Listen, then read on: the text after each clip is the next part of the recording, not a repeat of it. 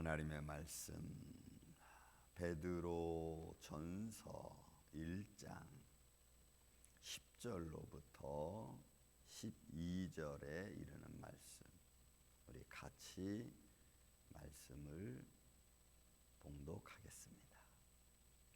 10절부터 12절.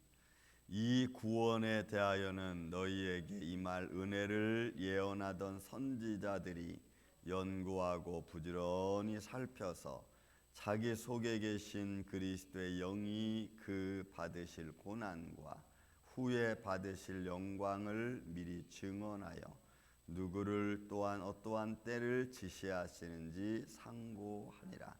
이 섬긴 바가 자기를 위한 것이 아니요 너희를 위한 것임이 계시로 알게 되었으니 이것은 하늘로부터 보내신 성령을 힘입어 복음을 전하는 자들로 이제 너희에게 알린 것이요 천사들도 살펴보기를 원하는 것이니라. 아멘. 우리는 바울에 대한 이야기 많이 들었고 베드로 전후서를 우리가 보면서 여러분 이제 마태, 마가, 누가, 요한의 공간 복음에 등장하는 베드로라고 하는 인물을 우리가 좀 말씀을 통해서 좀 보면은 바울이 어떤 마음을 가지고 복음을 지금 전하는지를 조금 이해하기가 쉽습니다. 바울은 어부 출신이고 그리고 밤새도록 고기를 잡아서 아침에 내다 팔고 또 그것을 통해서 그들의 가족이 연명이 되고 그 외에는 뭐 다른 베드로에 대한 이야기 나오지 않으니까 조금 더 좀 다혈질적이면서도 때로는 굉장히 신뢰와 인간적인 미를 많이 갖고 있는 그런 베드로가 예수님을 만나고 그리고 성령의 감동을 받아서 그는 이제 복음을 전하죠. 그 복음을 전하는 데 있어서 여러분 베드로가 예수님을 만나고 성령의 충만함을 맛보고 그리고 많은 사람들을 기적과 표적으로 복음을 증거하던 그 베드로의 모습을 여러분 보면서 이 말씀을 보면은 조금 더 이해가 됩니다. 자, 구원에 관한 이야기죠. 유대인이었고 하나님의 나라를 늘 기다리던 유대인들의 그 기본적인 전통적 사고방식이 있습니다. 그래서 어떻게 하면 우리가 구원을 얻을까라고 하는 것은 유대인 전체에 뿌리박힌 어떤 전통적 사상 중에 하나입니다. 근데 그 구원에 관한 이야기가 영원 구원이라고 하는 어떤 육신적 막연한 구원이 아니라 정확하게 그 구원의 역사가 육신이 변하여 예수님처럼 되는 그리고 하나님 나라가 분명히 있다고 하는 사실을 베드로는 누구보다도 확신하죠. 그래서 그 영원 구원은 베드로에게서는 이제는 불변의 법칙으로 딱 못을 박혔습니다. 그리고 육신의 고난을 통해서 부활하신 주님을 그는 몸소 보았고 손으로 만진 바 된 자이니까 뭐 더 이상 얘기할 필요가 없어요. 그래서 이 구원에 관해서는 이제는 누가 어떻게 우리에게 주어졌는지를 베드로는 확신한 겁니다. 거기에 이제 근거를 두고 말씀을 우리가 보면은 더 분명합니다. 이 구원에 대하여는 너희에게 임할 은혜를 예언하던 선지자들이 연구하고 부지런히 살펴보니까 영원 구원, 육신 구원에 대한 이야기를 쓰는 사람들이 당시에도 많았습니다. 왜냐하면 영주주의 학자들이 그 당시도 있었으니까. 그래서 구원에 관한 이야기가 여기저기서 많이 나왔지만 그러나 분명하게 정확하게 확신 있게 전하는 사람은 사도들이죠. 왜? 어떻게 구원이 이루어지고 어떻게 부활의 영체가 되는지를 그런 보았기 때문에. 그러나 많은 사람들이 이런저런 이야기를 하고 거기에 대해서 이런저런 글들을 쓰는 사람들이 많이 그 당시에도 있었습니다. 그래서 지금 베드로가 지금 이야기를 지금 하고 있는 겁니다. 너희 임할 은혜를 예언하던 선지자들 연구하고 부지런히 살펴서, 그러니까 선지자들 뿐만이 아니고 또 예수님을 따르던 많은 사람들이 여기에 이 글들을 썼다는 것을 우리는 알 수가 있습니다. 그래서 여러분 우리가 가톨릭은 외경을 인정합니다.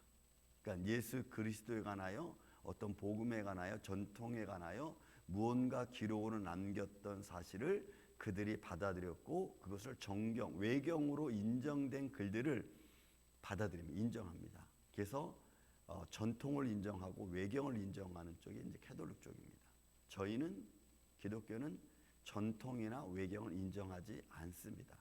왜냐하면 그는 하나님의 복음의 가치를 좀 누락시키고 또 자기의 사사로운 생각이 많이 가미되어진 책이라고 이미 마소로 학자들이나 정경 신학자들이 그래서 구별해 냈기 때문에 그렇습니다. 그러니까 여기에 지금 베드로는 그런 이야기를 일단은 쓰고 있는, 이런 이야기를 쓰고 있는 이유가 있습니다. 잠시 후에 고린도 후서에도 나오지만 쓰는 이유가 있어요. 그래서 우리가 구원에 관해서는, 그 은혜에 관해서는 우리가 정확히 알아야 됩니다. 그것이 이제 여러분 11절, 12절에 나와 있는데 11절에 있는 말씀. 자기 속에 계신 그리스도의 영, 그러니까 이거는 이제 성령의 충만함을 받은 그런 말씀을 표현하는 거죠. 자기 속에 계신 그리스도의 영, 그러니까 이거는 성령의 역사를 말하는, 영이 그 받으실 고난과 후에 받으실 영광, 그러니까 이거는 고난의 십자가입니다. 그러니까 예수님의 3년 반 사역을 말하는 거죠. 그러면서 십자가의 길을 걸어가신 길을 말하는 거예요. 그 고난과 후에 받으실 영광은 이거는 부활의 영광을 지금 표현하고 있는 겁니다. 그래서 이 고난과 그 받으실 고난과 후에 받으실 영광을 미리 증언하여 누구를, 그러니까 예수 그리스도, 누구를 또한 어떤 때를 지시하시는지 상관이라. 그러니까 많은 선지자들이 이런저런 사람들이 글을 쓰면서 고난 받으실가 누구고 또 때로는 그 후에 받을 영광이 무엇인지 이가 누군가를 많이 연구하고 기록하고 뭐 이랬다는 이야기예요. 그러나 여기서 지금 증거하고 하고 있는 베드로의 증거는 그걸 예수 그리스도를 향해서 쓰고 있는 겁니다. 그는 보았고 만졌고 이미 체험한 바 된 본인이니까. 그러니까 본인이 그렇게 했고 많은 사람들도 거기에 하기를 원했던 겁니다. 그래서 여러분 베드로가 전하는 복음은 현실이죠. 그래서 여러분 이게 능력이 있는 겁니다. 현실이 능력이 있는 거예요. 체험한 자가 힘이 있는 거고 아는 자가 담대한 겁니다. 우리가 말씀을 통해서 하나님의 성령의 은혜를 통해서 하나님의 손길을 통해서 내 삶이 체험되어졌다면 여러분 그건 부정할 수 없잖아요. 또 말씀드립니다. 우리는 지난 주일날 있었던 일을 부정할 수가 없어요. 어떤 말로 해도 부정할 수 없어요. 왜냐면 우리는 체험했잖아요. 뭐 팔팔 있는 사람들이 아니면 그 있는 사람들이 에이 뭐 얼마나 했겠어 비가 그렇게 왔는데 그들은 그렇게 말할 수 있지만 우리는 아닌 거죠. 여러분 이거와 같은 거예요. 그러니까 베드로는 너무나 분명하게 이것을 보았고 체험한 것을 지금 전하고 있는 게 그가 누가 또한 어떠한 때를 지시했는지 상관이라. 그리고 10절 말합니다. 이 섬긴 바가 자기를 위한 것이 아니요. 그러니까 예수 그리스도 이제 십자가의 죽음과 부활을 말하는 겁니다. 그가 그렇게 죽는 것, 그렇게 부활한 것은 자기를 위한 그리스도의 영광을 위한 것이 아니라는 거예요. 그러니까 우리가 오늘 섬기는 바는 우리가 무엇을 누구를 또 어떤 환경을 우리가 섬기는 모습은 그 섬기는 모습이 나를 위한 것이 아니고 섬김을 받는 자를 위한 거죠. 그래서 예수님의 십자가의 죽음은 예수님을 위한 것이 아니고 아버지의 뜻을 이루는 거지만 예수님을 위한 것이 아니고 너희를 위한 거라는 거예요. 그래서 베드로가 보는 그리스도의 십자가는 예수님 스스로를 위한 것이 아니고 나를 위한 거라는 거예요. 베드로는 이런 확신을 너무나 분명히 가졌어. 바울도 이런 확신을 가지고 있었죠. 그래서 그리스도의 죽음은 곧 내 죽음이고 그로 말미암아 내가 이렇게 되잖아요. 그러니까 이런 복음을 전하는 자는 일괄성이 있죠. 성경을 정했던 그 학자들이 성경이 정경을 정하면서 일괄성을 아주 중요하게 여겼습니다. 이 일괄성이 누구를 향해 증거되어지고 쓰여진 글이냐라고 하는 거예요. 그래서 여러분 우리는 믿음의 일괄성이 있어야 되고 서로 섬기는 데 일괄성이 있어야 되고 그리고 신앙 공동체를 이루어가는 데 일괄성이 있어야 돼요. 그것은 예수 그리스도를 핵심이 돼야 되기 때문에 그렇습니다. 그래서 우리 신앙생활도 우리 기도도 일괄성 있고 예수 그리스도에게 그의 이름을 힘입어서 우리가 간구하고 기도해야 되는 줄로 믿습니다. 그래서 여러분 요한복음 14장이 말씀하잖아요. 이제부터는 너희가 내 이름으로 구하라. 그러면 내가 시행하겠다. 여러분 12절, 13절, 14절 그 말씀을 계속하세요. 그리고 나를 믿는 자는 나보다 더 큰 일을 할 것이다. 그러니까 죽어가는 많은 영혼들 여러분 살리는 게 가장 큰 일이죠. 주님이 하시던 사 우리에게 주셨으니까. 그래서 이 섬긴 바가 자기를 위한 것이 아니요 너희를 위한 것임이 계시로 알게 되었으니. 그러니까 베드로도 지금 예수님도 그러했고 자기도 그러했고 자기도 지금 그 길을 걸어가고 있는 거예요. 그래서 이거는 하나님의 감동하심입니다. 하나님의 역사하심입니다. 성령이 내 안에 계신 예수 그리스도의 성령이 그 길을 갈 수 있도록 우리를 그렇게 인도해 주는 거예요. 그러니까 여러분들이 섬기는 생활 모든 것, 그러니까 남을 위해서, 내 이웃을 위해서, 내 자신을 위해서, 내 가정을 위해서 하는 모든 것들은 나를 위한 것이기도 하지만 반대로 바로 섬김을 받는 자들을 향한, 이웃을 향한 모습이죠.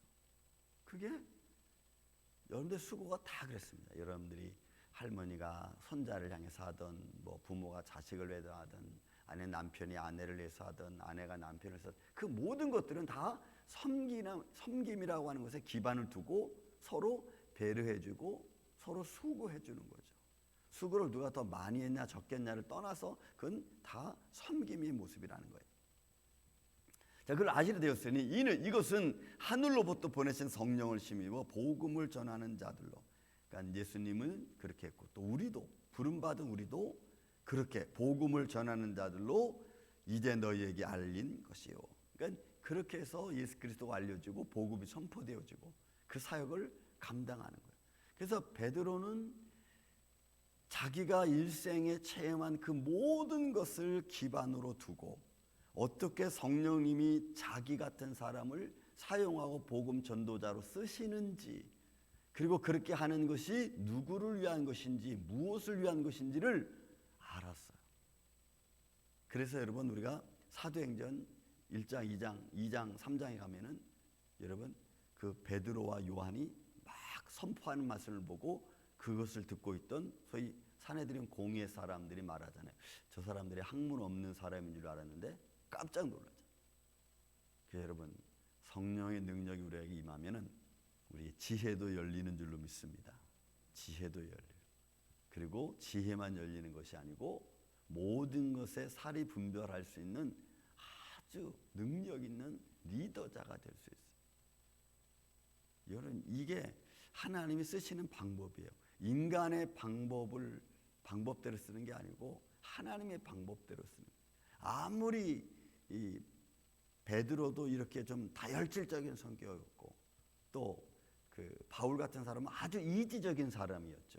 그렇지만 하나님이 그들을 쓰실 때는 그들 방법대로 자기들의 인간적으로 가지고 있는 그런 모습으로 쓰지 않고 하나님 그것을 잘 다스려서 믹서해서 성령으로 감동해서 그 좀 다혈질적인 사람은 좀 더 진취적인 면으로 성령으로 감동해서 진취적이고 좀 적극적인 면으로 하나님이 사용하시고, 이지적이고 아주 지혜롭고 막 자기 판단에 앞선 사람들은 하나님이 그 사람들을 잘 성령으로 믹서해가지고 겸손으로 해서 잘 분별할 수 있는 사람으로 하나님 사용하시잖아요.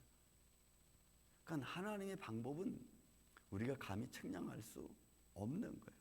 내 인격에 좀 모난 부분이 있지만 하나님이 그것을 성령으로 막 감동해서 그 모난 부분들을 하나님이 쓰시기 좋은 쪽으로 바꿔가시는 저나 여러분이나 그런 하나님의 손길 안에 있는 줄로 믿습니다. 그렇게 우리는 하나님 안에서 우리가 사용되어지는 거예요.